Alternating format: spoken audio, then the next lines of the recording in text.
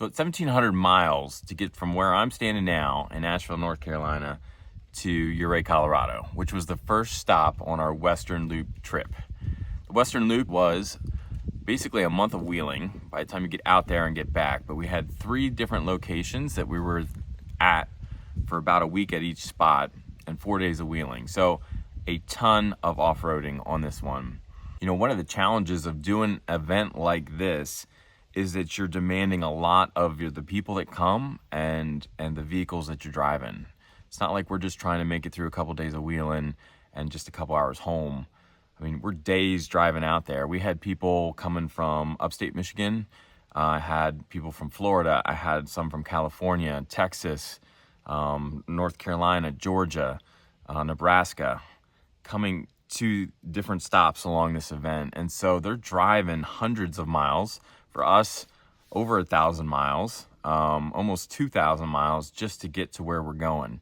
So the getting out there is part of it. I mean, even before we hit the trails on the very first day, which is what this video is, I had axle issues on my trailer. We had Evan's ride coming up into Colorado. He started smelling gas in his inside the cabin, inside the car.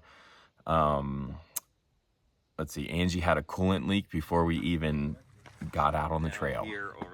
So definitely part of the challenge in this is just making sure your vehicles can get to where you start. Experts are telling me coolant. So we are about to take off here. We're going to do Imogene today. This is our local expert, Anthony. Morning. This is what, your 15th, 20th time on this trail? Yeah, sure. So tell us what's the best to look out for here. You can turn this way so you're not in the sun. I've actually never been here, so I don't know Really? what to look out for. I thought you were leading today. No. No? Following your lead, my friend. Okay. How you feeling? At my own peril. Good. Feeling really good. You were a little lightheaded this morning. I feel great. Has that passed? Yeah. Okay, good. Yeah. Good. Too much altitude. Do you have any nerves, any anxiety? No. Just I don't know how we can be disappointed by this, right? It is beautiful.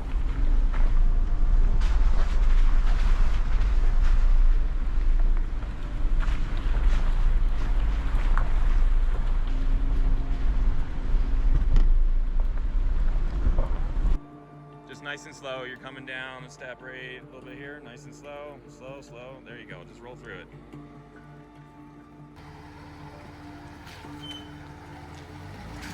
Good job.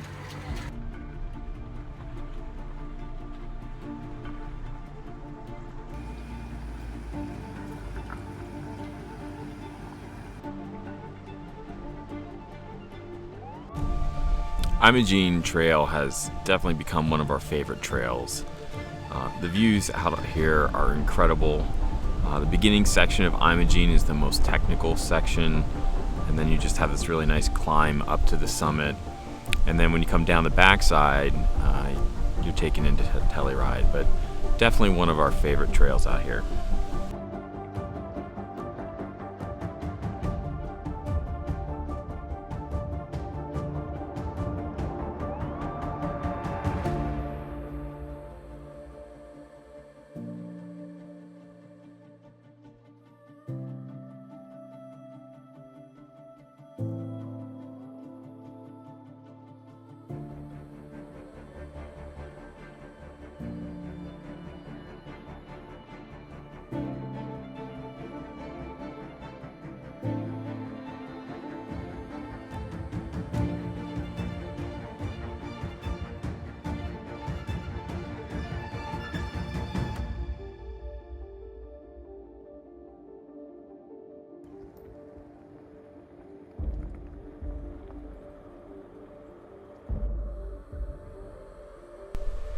This is Jeff and his Samurai. Jeff is our tail gunner for the Western Loop, and he's basically done a complete rebuild of the Samurai, and there's not a whole lot that's original on it. We've been out many different locations, and really this was the first obstacle of the day, and certainly an obstacle he shouldn't have been struggling on. And so this really was kind of my first hint that something wasn't quite right with Jeff's Samurai. I can tell here that he's getting frustrated, not quite sure what's going on.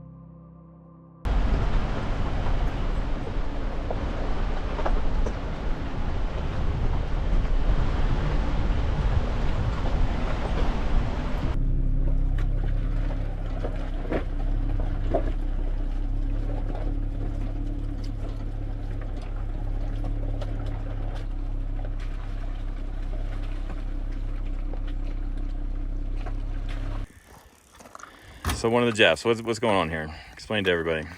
I got a hub that hopefully the bolt didn't break or shear off, and it's loosened up.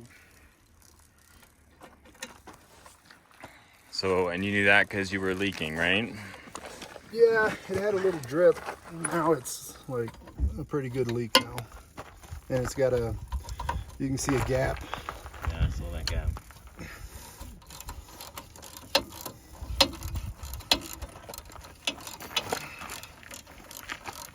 So hopefully we can just tighten it up.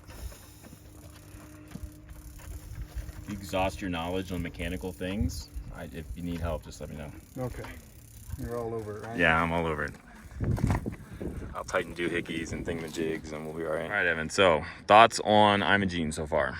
Everything that I had expected and more. More? Yeah, it reminds me very much of Greece in the Agrafa Mountains. Of course, this is a much grander scale, but the colors, the topography, everything reminds me of that. And I think I've shown you some pictures of that. Well, actually, you keep talking about it, but I've not yet seen it.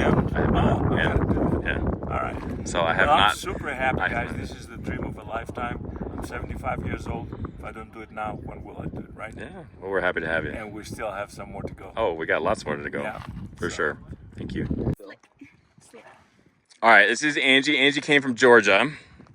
So we want to hear about the rig eventually. Okay. So either you talk about the rig and talk about what you're thinking so far, because this is your first time in Uray too. It is. So just general thoughts so far. So, general thoughts is pretty. On Georgia we have the Blue Ridge rather than these. Lucy, this is Lucy. Mm-hmm. She's kind of been a pain in the butt since I got her last. It's been a year now. I hear the previous owner was incredibly rough. He was, even though he won't admit it. Yeah. So we have a love-hate relationship.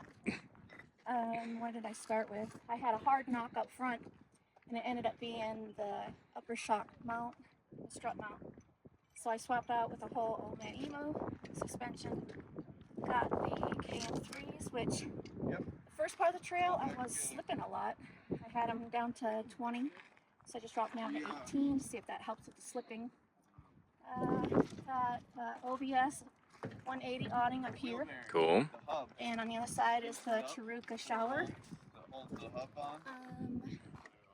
6 monkeys as who did the roof rack, the sliders, And the rear bumper. skids underneath. And the front too. So yeah, 6 monkeys. Daniel with 6 monkeys will be joining us in Moab. Great guy. Great guy. Great guy. Use the promo code Prodigal if you buy anything from Daniel. I'll get you 5% off. So this is his Alpha lower. This is one of one. He made it just for me. And then this is the Alpha upper. This was the latest thing he put on. So we had to cut the wings off.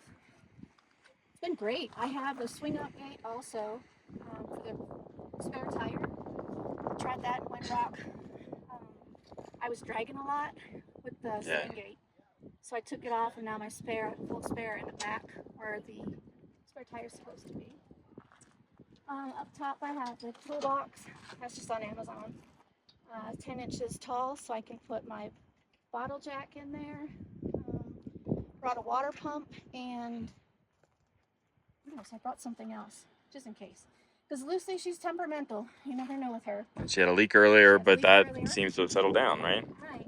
So I thought it was a coolant, but I think she was just nervous. After we had stopped a while to let Jeff and Jeff help put the Samurai back together, they said they were all ready to go and started the Samurai and started to move, and it just wouldn't go into gear. Come to find out that they had lost low gearing. So the Jeffs stayed back and worked on getting the Samurai into gear, but the best they could do was actually get too high, which is probably why Jeff had such a struggle on the first obstacle.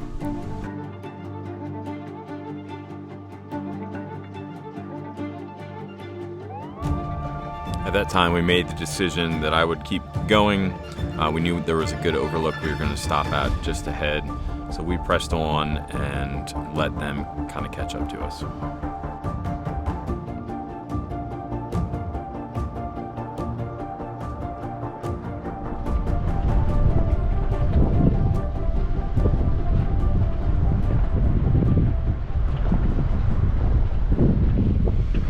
When we do events like this, we often see people bind together over obstacles and struggles like breakdowns on the trail.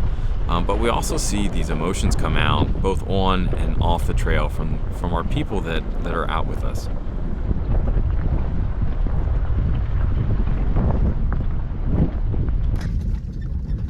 Let's talk about suicide. Makes everybody uncomfortable. I've had 3 suicide attempts. I have chronic or complex PTSD, so CPTSD, meaning I have multiple layers of post-traumatic stress. I have 3 suicide attempts under my belt, so I'm considered a suicide survivor.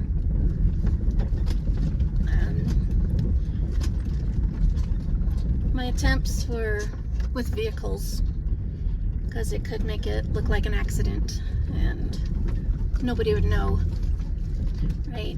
You get when you got anxiety, depression, panic attacks, you're exhausted because you have to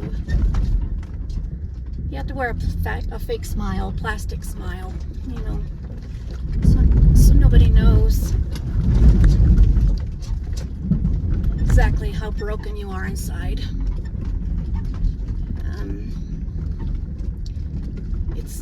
It's just exhausting. It's a exhaustion that you can't really describe.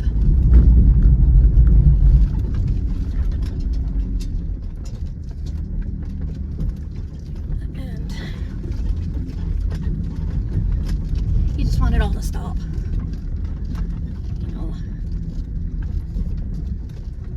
You just want the voices in your head to stop, the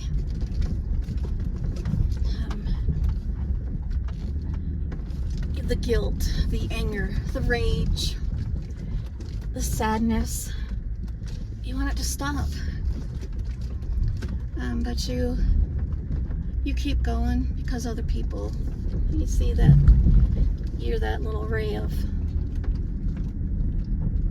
hope for them. Your smile, or just your strength, your aura, whatever it is, you just can't stop. In 2016 is when my mental health really started to decline. I started a new job and it was just a very bad work environment,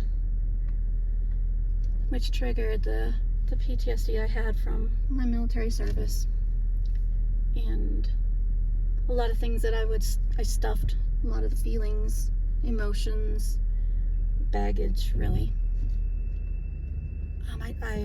It brought it all back. Brought it all back at one time, really. It became overwhelming. I went to seek mental health therapy, and they give you medicine, make you feel better, right? So if you're anxious, they're gonna give you medicine to calm you down. If you're depressed, they're gonna give you medicine to bring you up. Well, I was on 6 different medicines, for migraines, but that also is an anxiety, depression medicine effect. Pain medicine, that also messes with your brain. Then behavioral health medicine, then a mood stabilizer. There's just this concoction of pills causing a chemical warfare in my brain, really.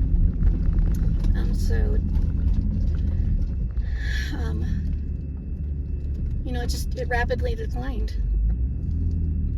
The behavioral health provider would say, "Oh, we're going to give you this and that," and so in 2017 is when my suicidal thoughts started. I had been had been married, divorced a couple times. I was in relationships that just wouldn't last.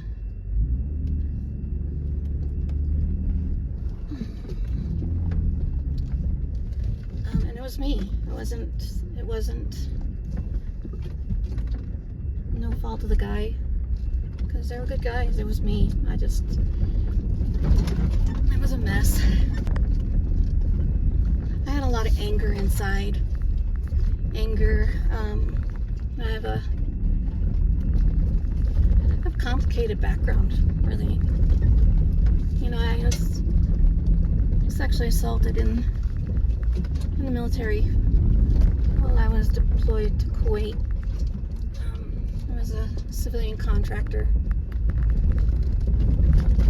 And, you know, nobody helped. It was just kind of a shut up and take it. You know, don't bring the morale down for the unit. So you just stuff it. What do I think about when I ride? I think about don't look over, don't look down. I focus on the person in front of me, their line. I actually think about their vehicle, looking at, you know, their suspension, their wheels, their, you know, making sure they're safe. I look at the person behind me, make sure that we didn't lose someone.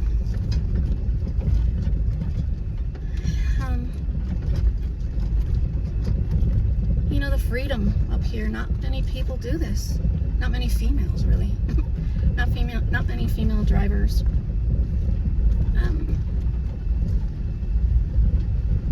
You know, the weird thing is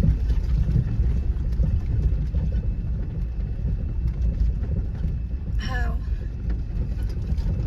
people look out for each other up here. They want everyone to get home safe. You know, yeah, I get emotional when I drive. We get proud of each other. We get excited for each other. Overcoming fears of heights, or,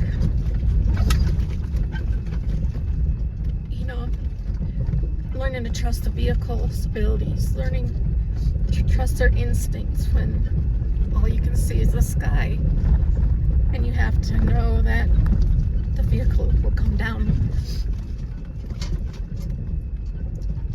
It'll come back down on the trail. When we got to the mountain and I stepped out of my Jeep, I stepped out and saw Angie, who was right behind me, just crying. And I wasn't sure if they were good tears or bad tears. I wasn't sure if she was just really scared, but when I asked her if she was okay, she just said yeah, and just felt like she had just this release that happened. Unbeknownst to me at the time, she just kind of narrated her story on the way up and was just kind of, I think, dealing with some past issues and just kind of releasing them on her way up the mountain. Every one of us has a story to tell. You know, Angie told me, actually in Sedona, since she came with us the whole way, that she carries a lot of guilt for her suicide attempts. And it was just such a neat opportunity for us to sit in a car together and for me to be able to share that we all have stories, and that God is not a God that hangs our failures over our head, but is that Father that's eager to forgive. And this was just such a special time, and I'm so glad she was able to share this with y'all. Let's talk about what happened on the way up to the pass. Well, we had to tow Jeff, the samurai Jeff, the guy that's supposed to be my tail gunner that's going to make it the whole time, that I told him this is no joke out here, and he's kept laughing at me. That Jeff? Yeah, that Jeff. Okay. And I also had to run up very steep hills at like 12,000 feet to catch up. But we got him up.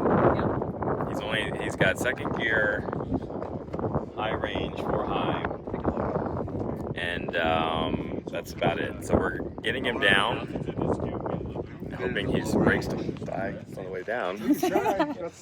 And yeah. Should we ride behind him and pull him back?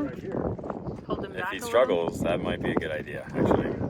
So yeah, we're on the top. We're gonna make it down. Everything's gonna be great. That's right. But Jeff's Samurai is not feeling well for sure. I don't think Jeff's feeling well either.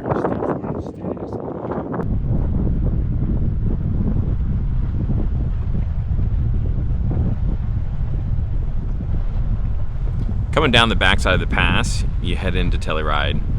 Jeff and his Samurai started in the very back, well, second to last, and just had lots of space between him. Wasn't super comfortable with that in case his brakes let loose. We ended up having him go ahead of us, and I offered to kind of attach a line to him in case his brakes gave out. That way I could use my Jeep to slow him down, but he felt pretty comfortable that his brakes were gonna hold.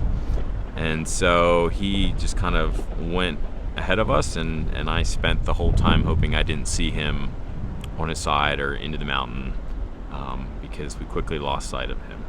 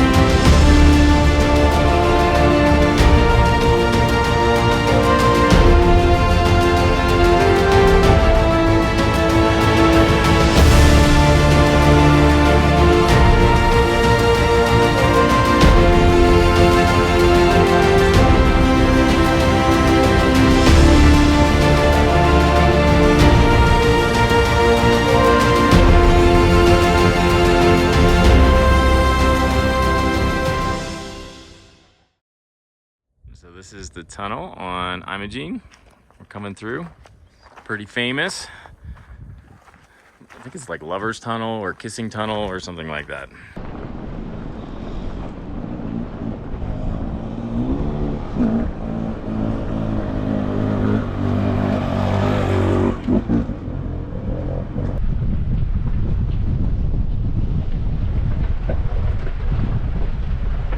We did end up catching up with Jeff kind of towards the very bottom of Imogene. When we talked to him, he said he kept pulling over just to let his brakes cool off a little bit, and then he would keep going, but he basically rode them all the way down from the summit. Once we got back to town, he ended up just throwing the Samurai on the trailer, and we really didn't look at it too much closer until we got to Moab, and that's when he pulled his front hub assembly apart. So Jeff's tearing, we're in Moab, and he tried to get into Arches the back way and was hearing a lot of grinding up front. And he's got his locker, his hub assembly was just busted, right? Yeah. It's got, yeah. See it? Yes, I do.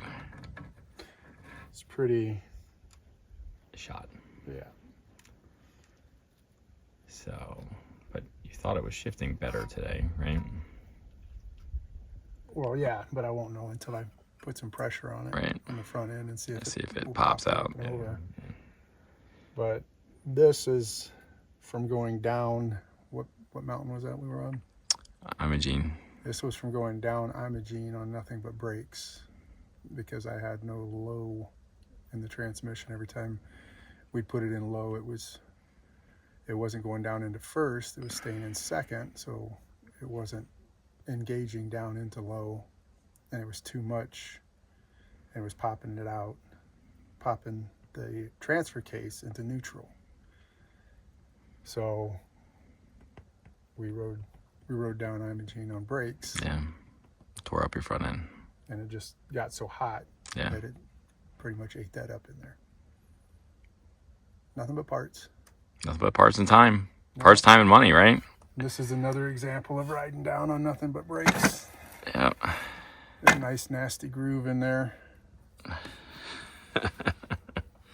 Nice hot rotor, and the brake pads themselves look fine.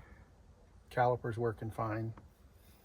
But that got really hot, which got this really hot, which everything just got red hot. And disintegrated. And started to disintegrate. Yep. So there'd be no riding with Jeff on this one, huh? And don't ride your brakes. This is a perfect example of riding your brakes, unless it's an emergency. Yeah. Where something's not working. Yeah. Don't ride your brakes down. Yep. So guys, this is gonna do it for video 1 on the Western Loop. Again, this was Imogene Pass. This is a trip we're considering running again next year. So if you're sitting at home and you're thinking, man, that looks like fun, I would highly encourage you to either do one of two things. Reach out to us by email and say, man, if you guys do this again, I would love to be a part of it. Or you can sign up on our website for our newsletter. And that's where, once we kind of finalize plans for potentially next year, we will have first information going out. But guys, we got lots of footage from this event. I've got like 3 weeks of footage, so it's going to take me a while, but we're going to roll these out on the Western Loop. Lots and lots of adventure happened there, and good friendships. But again, thanks so much for watching. Thanks to our patrons for supporting this channel. I'll put a link to our patron thing below. I don't do a ton with that, but if you enjoy watching these videos, you can check that out and help support us. Guys, have a great day, and we will see you again real soon.